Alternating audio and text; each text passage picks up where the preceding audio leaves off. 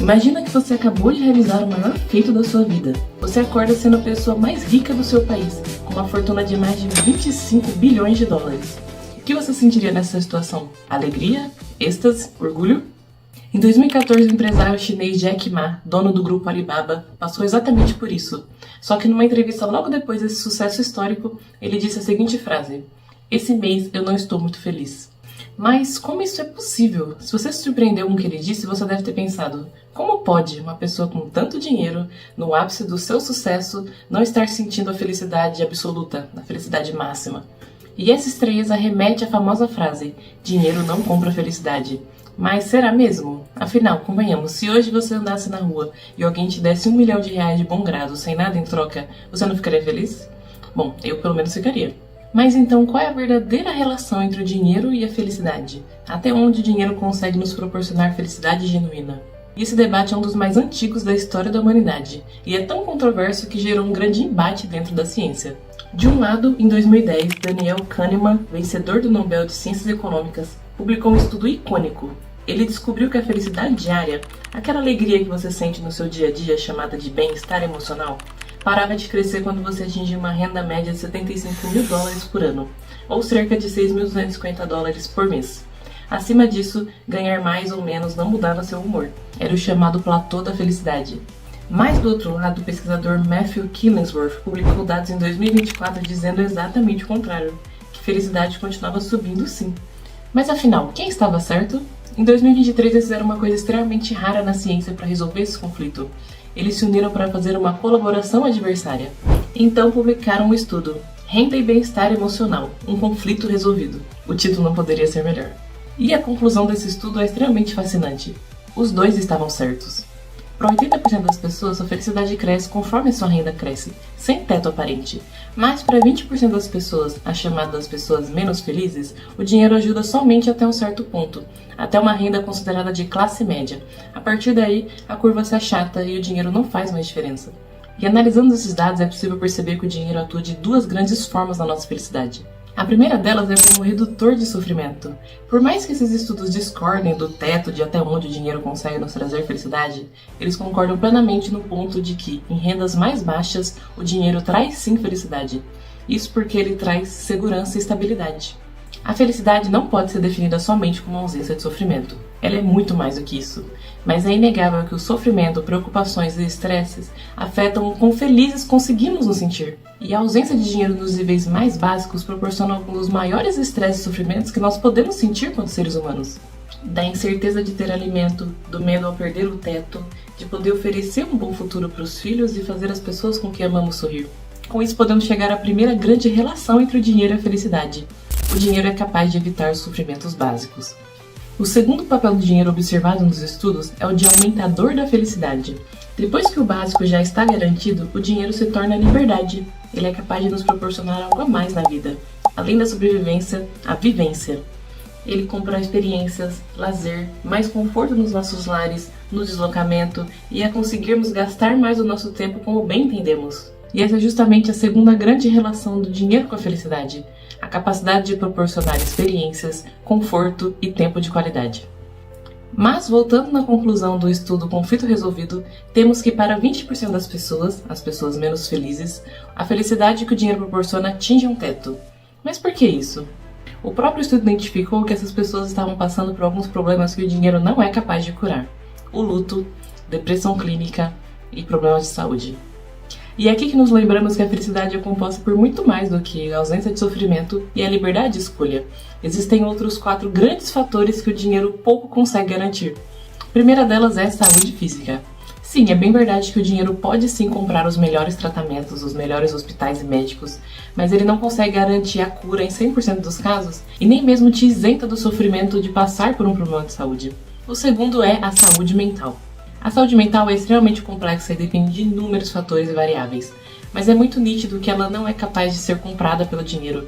Isso fica claro quando vemos famosos expondo problemas de saúde mental, como nos casos recentes de atletas profissionais da NBA se abrindo publicamente sobre isso, mesmo eles sendo multimilionários e famosos. O terceiro pilar é o senso de propósito.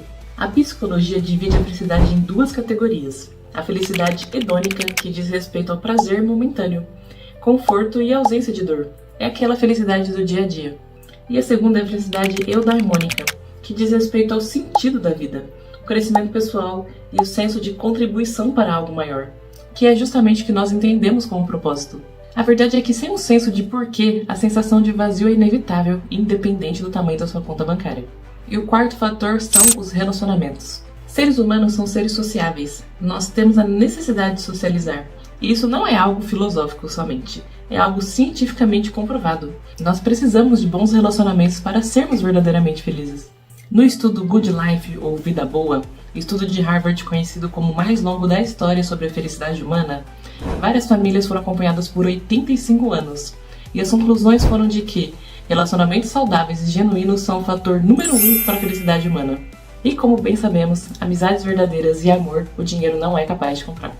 Inclusive, na entrevista dada pelo Jack Ma, citada no começo do vídeo, ele diz o seguinte: as pessoas me dizem, bem Jack, ser rico é bom.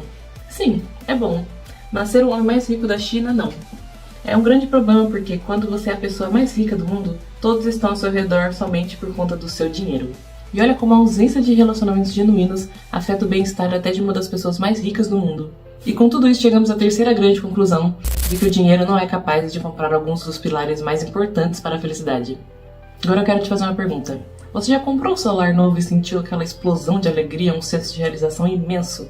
O suficiente para que na segunda-feira, quando seu celular despertasse e você estivesse sonolento, com zero vontade de trabalhar, ainda assim você se sentiu feliz ao pegar o celular e lembrar que ele é novo e reviver todo aquele momento de realização? Provavelmente você se sentiu mais feliz do que quando o despertador tocava quando você estava com seu celular antigo, não é mesmo? Mas aí eu te pergunto também, por quanto tempo durou essa alegria? Talvez alguns dias, algumas semanas, talvez até alguns meses, dependendo do caso? Mas eu tenho certeza que depois de um ano você não sentia mais essa felicidade. Quando seu celular tocava na segunda-feira de manhã, o seu senso de felicidade era o mesmo do que quando você estava com seu celular antigo. E esse é um fenômeno completamente normal, chamado de adaptação hedônica. E sim, você já ouviu esse nome antes, isso porque ele tem tudo a ver com a felicidade hedônica, a felicidade de curto prazo, momentânea, a felicidade do dia a dia. E a adaptação hedônica nos mostra que nós, seres humanos, somos basicamente máquinas de nos adaptar. Um dos estudos pioneiros sobre o tema, publicado em 1988, comparou a felicidade entre 3 grandes grupos: ganhadores de loteria, vítimas de acidente que ficaram tetraplégicos ou paraplégicos e um grupo de controle, pessoas que não passaram por nenhuma mudança significativa na vida recentemente. E os achados mostram que depois do tempo, os ganhadores de loteria voltaram para os patamares normais da felicidade de antes de ganhar na loteria. Mais do que isso, eles estavam sentindo menos prazer em fazer coisas simples do cotidiano, como comer algo gostoso ou assistir uma série legal. Isso porque o pico de alegria e dopamina que eles sentiram ao ganhar na loteria acabou ofuscando os pequenos prazeres da vida. Já o grupo das vítimas de acidentes se mostraram mais infelizes inicialmente, mas com o passar do tempo se aproximaram dos níveis basais de felicidade, até mais do que se imaginava. Ou seja, picos de felicidade com conquistas são momentâneos, nossa mente se adapta a elas. Então, se a gente ganha mais dinheiro e é capaz de comprar mais coisas, isso não nos garante a felicidade a longo prazo, porque a gente pode simplesmente se acostumar com essa nova realidade. Esse fenômeno é perfeitamente e cruelmente resumido pela famosa frase: a ânsia de ter e o tédio de possuir. E essa é a quarta grande relação entre o dinheiro e a felicidade. Você se acostuma a ter mais dinheiro. E agora que já desvendamos essas 4 grandes relações entre o dinheiro e a felicidade, a gente consegue chegar a uma conclusão se o dinheiro compra a felicidade mesmo ou não?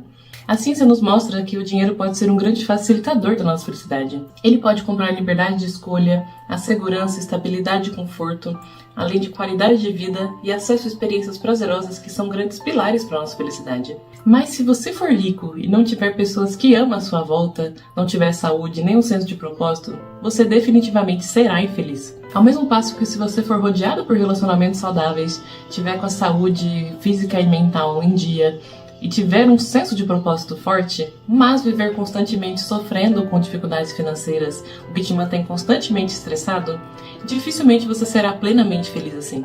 E o segredo aqui está justamente no equilíbrio. Buscar dinheiro para nos proporcionar segurança, conforto e criar memórias, mas sem nos esquecermos de nutrir bons relacionamentos, conexões, saúde e um sentido grande para nossa vida, um propósito genuíno. Se você tiver tudo isso e ainda adicionar riqueza, eu te garanto que você viverá o melhor que a vida tem para oferecer. E se você se sentiu feliz assistindo esse vídeo, deixa o like e comenta aqui embaixo. O que mais te deixa feliz hoje? Muito obrigada por assistir e até a próxima!